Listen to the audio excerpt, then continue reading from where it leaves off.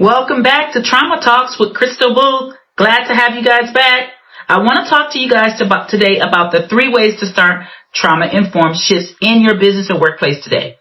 Because if you're feeling overwhelmed by where to start, here's what the science is really saying about this, okay? Let's start with emotional regulation, okay? Emotional regulation in leaders predicts team trust. According to research in the Leadership Quarterly, leaders who manage their emotional states foster more resilient teams, okay? So number 2, audit for unconscious trauma patterns, okay?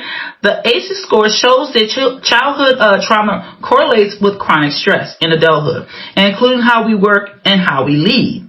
So that's another thing you need to look for. And then number 3, build emotional literacy. Yale Center for Emotional Intelligence found that organizations that build emotional literate cultures reduce turnover and increase creativity. Imagine that, okay? Micro shifts like these can help with your team and can help you build these more resilient teams. If any of this speaks to you, or if you have seen any of this in your workplace, why don't you just leave a comment, okay? See you next time.